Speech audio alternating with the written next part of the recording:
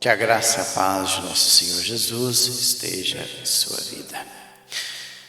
Hoje, mais uma oportunidade o Senhor tem nos concedido de estarmos aqui para meditarmos, para expormos a palavra do Senhor.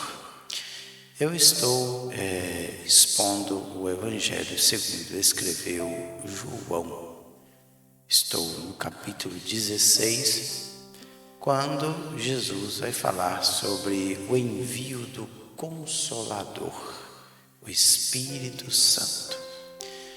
Lembrando que os capítulos 13, 14, 15, 16 e 17, Jesus, ele proferiu as palavras registradas nestes capítulos na noite em que ele foi traído. Nesta mesma noite ele comemorou a Páscoa, celebrou a ceia e depois ele foi traído, foi preso, começou o seu julgamento e no dia seguinte ele foi crucificado, na sexta-feira, provavelmente sexta-feira, ou o 14º dia, que era o dia da Páscoa. E hoje estarei dando continuidade a partir do versículo 12. Está aí. Continuação, versículo 12. E aí Jesus, ele diz o seguinte: tenho ainda muito que vos dizer, mas vós não podeis suportar agora. Nós não sabemos o que Jesus queria falar com seus 11 apóstolos. Não faço a mínima ideia. Será que era referente às coisas futuras? Ou referente à sua morte? Provavelmente era referente à sua morte. Eles não estavam preparados para isso. 13. Quando vier, olha só, quando vier, porém, o Espírito da verdade, ele vos guiará a toda a verdade, porque não falará por si mesmo, mas dirá tudo o que tiver ouvido e vos anunciará as coisas que hão de vir. Opa! Então, não é só sobre a sua morte. Também algo que estaria para vir com relação às coisas futuras, como foi revelado para o próprio João, o que escreveu este Evangelho. Coisas futuras, coisas que aconteceriam ainda. Por isso que ele disse: quando vier, porém, o Espírito da verdade, o Espírito Santo, ele vos guiará. O guiará aqui, Rodogel, além de ser um guia, ele é um professor. Ser um guia ou um professor é dar orientação, o verbo aí, Rodogel. Então, o Espírito Santo, ele nos ensinará. Ele é o nosso professor. Ele vai nos dar orientações a respeito da verdade. Porque não falará por si mesmo, mas dirá tudo o que tiver ouvido e vos anunciará as coisas que hão de vir, as coisas que vão acontecer. E o interessante é que o Espírito Santo, ele viria para anunciar as coisas do Pai, as coisas de Deus. Mesmo o Espírito Santo sendo Deus, ele viria para anunciar as coisas concernentes ao reino de Deus que seria estabelecido aqui na terra através da sua igreja. Porque Jesus veio para estabelecer um reino. É o reino de Cristo. O reino de Cristo é um reino invisível que foi estabelecido. Mas ele não é físico aqui neste mundo, ele é um reino espiritual. Por isso que Jesus respondeu para Pilatos: o meu reino não é deste mundo. Ou seja, não é um reino físico. Jesus falou para os fariseus certa vez: o meu reino não é de visível aparência. Ei-lo ali ou ei-lo acolá. Não. O reino está dentro de vós. Então é um reino espiritual, é um reino invisível. Então o Espírito Santo é que vai nos guiar a todas as coisas. Olha só o 14. Ele me glorificará, porque há de receber do que é meu e vô-lo há de anunciar. Então o Espírito Santo, ele veio aqui para anunciar as coisas a respeito de Jesus. Olha, ele me glorificará. E o interessante aqui é que o verbo doxazo, que é glorificar, então ele está aí, doxazem, ele está no tempo futuro, na voz ativa do modo indicativo, a terceira pessoa do singular. Então, ele me glorificará. Isso apontando para o futuro, que é honrar, conferir honras, exaltar, magnificar, porque há de receber do que é meu, olha, e vô-lo há de anunciar. Interessante que anunciar aqui, a palavra, o verbo aqui é anagele, ou anagelo. Anagelo é fazer conhecido, trazer notícias. Interessante, trazer notícias. Então o Espírito Santo há de glorificar a Jesus, honrar a Jesus, porque ele vai receber do que é do próprio Senhor Jesus. E ele vai anunciar, ele vai trazer essa notícia de Jesus e anunciar para nós. E ele prossegue: tudo quanto o Pai tem é meu, por isso é que vos disse que há de receber do que é meu e vô-lo há de anunciar. Olha, tudo quanto o Pai tem é meu, ponto e vírgula. Por isso é que eu vos disse que há de receber do que é meu e vô-lo há de anunciar. Então, mostrando aí a unidade da Trindade. Tudo que o Pai tem, possui, é de Cristo. E se é de Cristo, ele também pode o quê? Repartir isso. Interessante, mostrando aí a unidade. Tem um versículo 10 no capítulo 17, que diz: e todas as minhas coisas são tuas, e as tuas coisas são minhas, e nele sou glorificado. É a oração sacerdotal. Próximo capítulo que eu vou meditar, talvez nos próximos dias aí.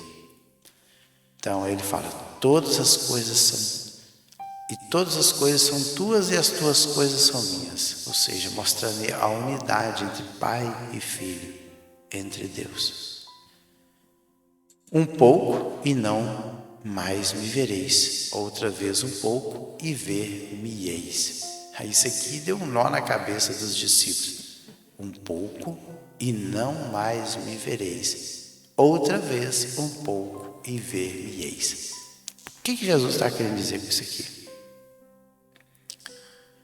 É que um pouco e não me vereis. Ele seria preso, julgado, condenado, crucificado, 3 dias na sepultura. Eles não veriam mais a Jesus. Terceiro dia ressuscitaria. Novamente os discípulos tornariam vê-lo. Vamos lá. Então alguns dos discípulos disseram uns aos outros. Olha, então alguns dos seus discípulos disseram: que vem a ser isto que nos diz? Um pouco e não mais me vereis, e outra vez um pouco e ver-me-eis, e vou para o Pai? Eles fizeram a pergunta um para os outros. Diziam, pois, que vem a ser esse um pouco? Não compreendemos o que quer dizer. Eles não entenderam. Os discípulos não entenderam nada. Percebendo Jesus, que desejavam interrogá-lo, então veja bem então que eles não estavam falando abertamente para Jesus. Eles estavam tendo uma conversa paralela entre eles ali no momento da refeição, no momento ali que eles estavam comendo a Páscoa, celebrando a ceia, ali ao redor do triclínio. E aí Jesus percebeu a conversa paralela entre alguns deles e que queriam interrogá-lo, mas tinham receio de Jesus. Talvez tinham medo de perguntar para Jesus o que significava aquilo ali que ele estava falando. Percebendo Jesus que desejavam interrogá-lo, perguntou-lhes: indagais entre vós a respeito disso, que vos disse, um pouco e não me vereis, e outra vez um pouco e ver-me-eis? E aí Jesus vai responder. Olha só. E o interessante é que Jesus sempre vai usar figuras de linguagem. Ele fala por parábolas. Olha o 20. Em verdade, eu vos digo que chorareis e vos lamentareis, e o mundo se alegrará. Vós ficareis tristes, mas a vossa tristeza se converterá em alegria. Então o que Jesus está dizendo? Em um momento vocês vão chorar de tristeza e vão lamentar, mas o mundo lá fora, eles ficarão alegres e vós tristes. Mas depois de um pouco de tempo, a vossa tristeza se converterá em alegria. E ele conta uma pequena parábola, uma ilustração. A mulher, quando está para dar à luz, tem tristeza, porque a sua hora é chegada. Mas nascido o menino, já não se lembra da aflição, pelo prazer que tem de ter nascido ao mundo um homem. Interessante que tem um texto lá no profeta Isaías, capítulo 26, 17. Como a mulher grávida, quando está próxima à sua hora, tem dores de parto e dá gritos nas suas dores. Assim fomos nós diante de ti, ó Senhor. Então, mostrando que é muito triste o momento em que a mulher está para dar à luz.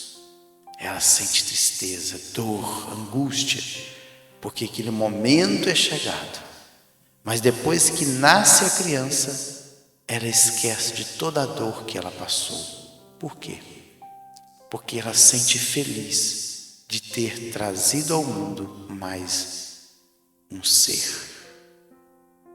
E Jesus comparou a tristeza dos discípulos com uma mulher que estava ali próximo ao seu momento do parto. Mas depois de passar do parto, ela nem se lembra mais. Ao 22, Assim também, parecido com esse quadro que Jesus falou a respeito da mulher que está no momento do parto. Assim também, agora, vós tendes tristeza. Eles estavam tristes. Pode ver que no 14, não se turbe o vosso coração. Crede em Deus, também crede. Turbar ali é no sentido também de ficar entristecido. E assim vós também agora, vocês estão tristes. Mas outra vez vos verei. O vosso coração se alegrará. E a alegria e a vossa alegria ninguém poderá tirar. Jesus estava preparando o coração dos discípulos. Vocês agora estão tristes, mas outra vez vocês vão me ver, porque ao terceiro dia eu vou ressuscitar.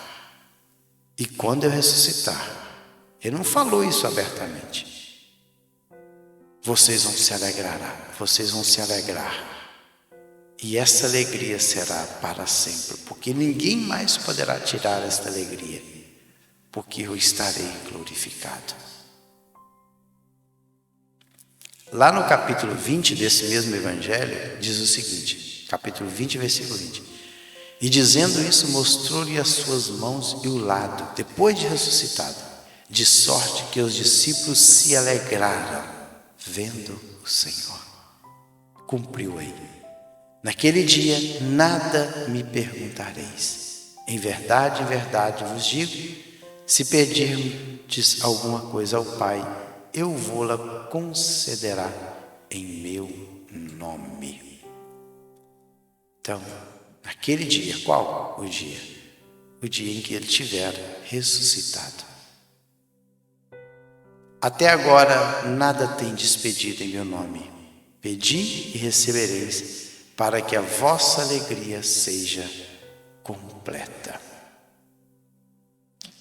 E o texto prossegue. Estas coisas vos tenho dito por meio de figura.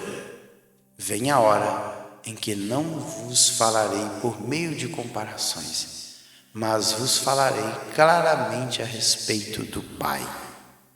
Naquele dia pedireis em meu nome, e não vos digo que rogarei ao Pai por vós, porque o próprio Pai, olha só, porque o próprio Pai vos ama, visto que me tendes amado e tendes crido que eu vim da parte de Deus.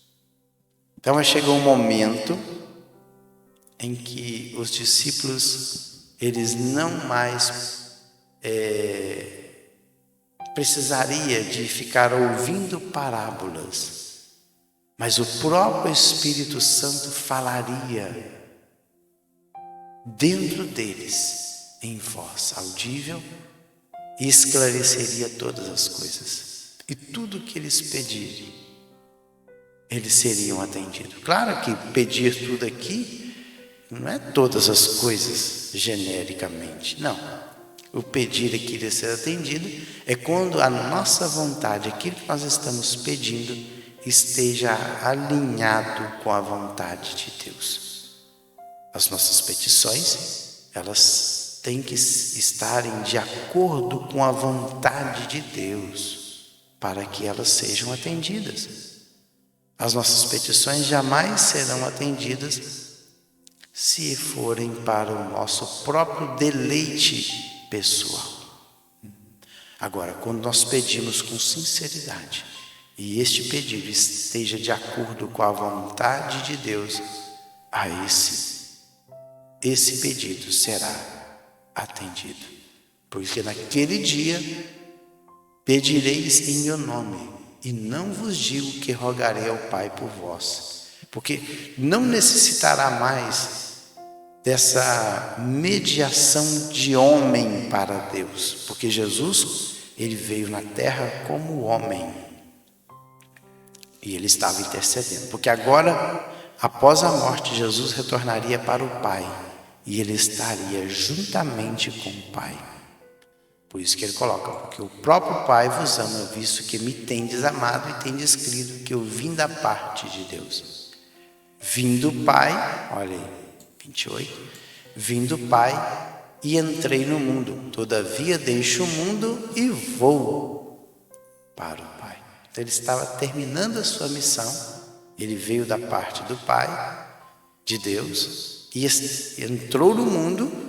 Para que ele pudesse entrar aqui neste mundo, ele deveria se fazer homem, se fez homem, habitou entre nós, morreu na cruz, nos resgatou, nos salvou da maldição do pecado e retornou para Deus. Disseram os seus discípulos, olha aí o que os discípulos disseram para Jesus. Agora é que falas claramente e não empregas nenhuma figura. Deixa eu ver quantos minutos nós temos aqui. 20. Dá para ler mais um pouco.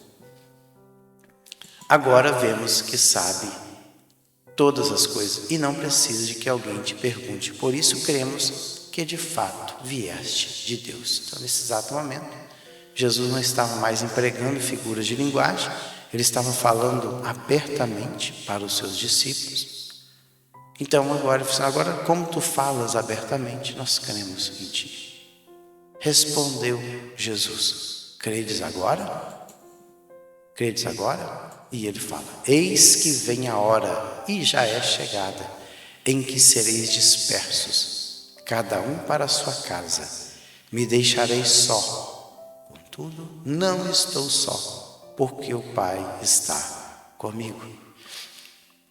Essa dispersão aqui dos discípulos faz parte de uma profecia que está lá no profeta Zacarias. Zacarias capítulo 13, versículo 17. A espada desperta contra o meu pastor, quem é? Jesus, e contra o homem que é o meu companheiro, diz o Senhor dos Exércitos. Fere ao pastor, e espalhar-se-ão as ovelhas, mas volverei minha mão sobre os pequenos. Isso aqui é que fala do momento em que Jesus foi preso ali no Getsemane. Quando eles lançam mão de Jesus e o prendem, todos os discípulos correm. Eles dispersam, eles vão embora, eles correm no meio da noite. E aí, para se cumprir esta profecia que está lá no profeta Zacarias 13, 7, é que tudo isso acontece. Fere o pastor e as ovelhas são dispersas. Então, olha, ele já falou, olha, é chegada a hora em que sereis dispersos. Escorpizo é o verbo, espalhados, cada um para a sua casa. E me deixareis só. Ele falou assim: contudo, não estou só, porque o Pai está comigo. Estas coisas vos tenho dito para que tenhais paz em mim. No mundo passais por aflições, mas tende bom ânimo. Eu venci o mundo. Interessante aqui que Jesus, nesse exato momento, ele está dizendo aí, a palavra grega aí é nikao, que aí vem a palavra nik, que esta palavrinha aqui está no tempo perfeito, a voz ativa e o indicativo. Então, não é para o futuro. Eu venci o mundo. Está no tempo perfeito. Não está nem no pretérito e nem no futuro. Está no tempo perfeito. Então, eu venci o mundo. Então, é nikao, que é o verbo, e vencer, nikao. Aí aqui está conjugado como nenikeka. Nenikeka, por isso está conjugado esse verbo. E o mundo aí é o cosmos. No mundo passais aflições, mas tende bom ânimo. Eu venci o mundo. Então, Jesus estava ali nesse exato momento, já encerrando aqui esse período. Pode ver que o próximo capítulo é o capítulo 17, é a oração que ele faz, por isso muitos chamam de oração sacerdotal. E aí no capítulo 18 ele já sai ali daquele lugar, atravessa o ribeiro de Cedron e vai para o monte, ali para o Getsemane, e lá ele é preso. Então, próximo vídeo aí. Deixa eu voltar aqui para a câmera principal. Então, no próximo vídeo estarei falando sobre o capítulo 17. O capítulo 17 é toda uma oração de Jesus. Jesus, ele intercede em prol dos seus apóstolos. E durante esta oração de Jesus, ele não somente intercede em prol daqueles que estão ali ao seu redor, mas também ele intercede pelos discípulos vindouros que estariam vindo até ele no futuro. Esse capítulo, ele é maravilhoso. Por isso não perca o próximo vídeo. Lembrando que eu tenho uma playlist do Evangelho de João. Eu já fiz mais de 60 vídeos neste Evangelho, explicando versículo por versículo, meditando em cada verso deste Evangelho. Então, não deixe de ver. Fiquem todos na paz do Senhor Jesus e até o próximo vídeo.